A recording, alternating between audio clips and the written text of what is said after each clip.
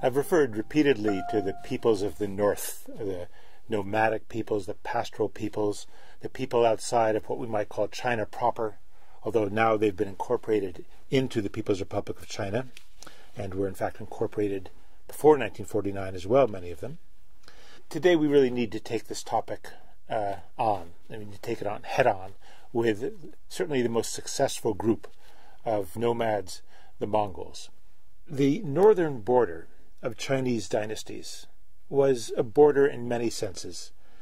It was in the first instance, a strategic border, a border which marked a zone and a zone that moved, by the way, a zone in which peoples fought, the armies of the south against the cavalries of the north. Eventually, that border, as a strategic border, be rivaled by the seacoast, particularly the southeastern coast. But at this point in Chinese history, the 12th, 13th century, it is the primary strategic border. It was also a political border between states, between the Sung state, the Jin state of the Jurchens, the Sha state of the Tanguts, and at times this border moved. There was a frontier zone, and forts might advance and might be withdrawn. It was also, as a political border that had to be defended, an expensive project, a drain on the northern economy. We think today of that border as the Great Wall, but in fact, rarely was the Great Wall the actual border between peoples, between states. Finally, we should think of this as a cultural border and an economic border.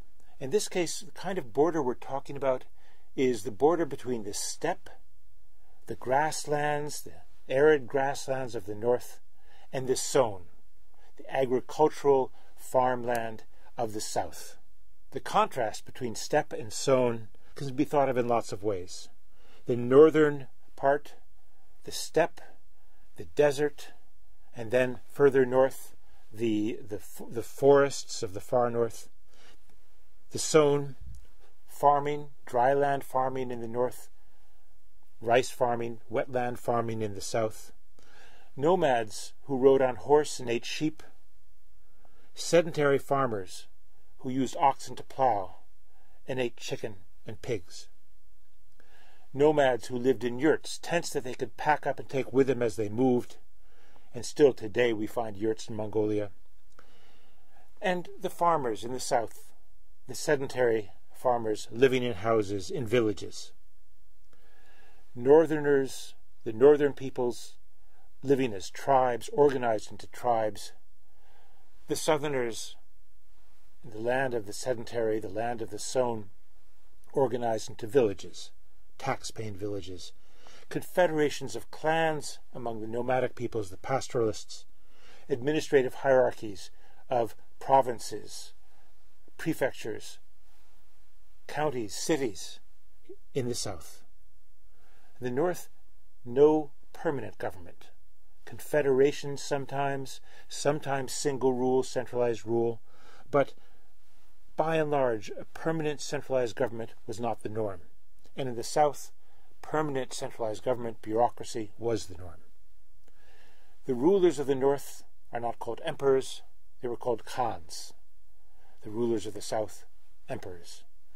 So this border between north and south, between, in this case, the nomadic north and the sown south, between the steppe and the sown, was a border of many different kinds. But fundamentally, it would be a border between two different ways of life. Now, who are these nomads, these pastoral people?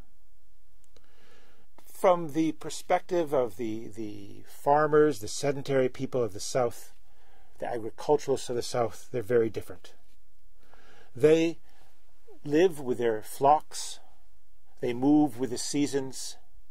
When times are hard, they can retreat to the north. And to some extent, we think of the forest peoples, the hunter-gatherer peoples of the more distant north, on the north side of the Gobi Desert, for example, as a different kind of northern people.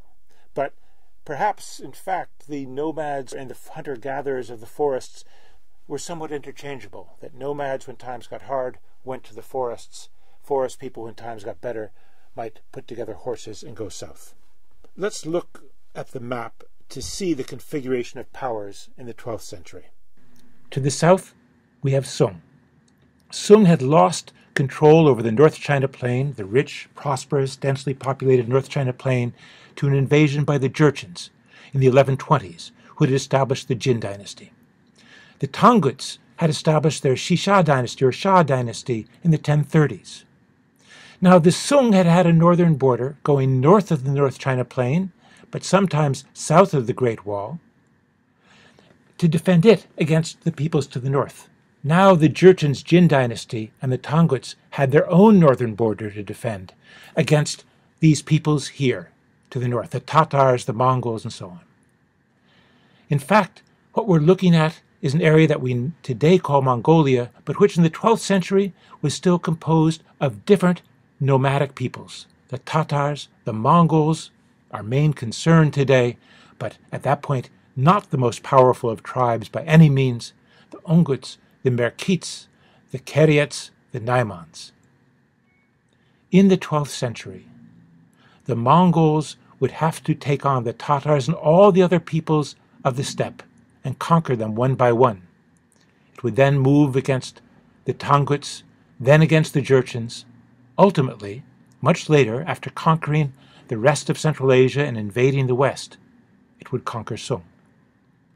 Today, we look at this area and call it Mongolia, and we call all the peoples who live here Mongols.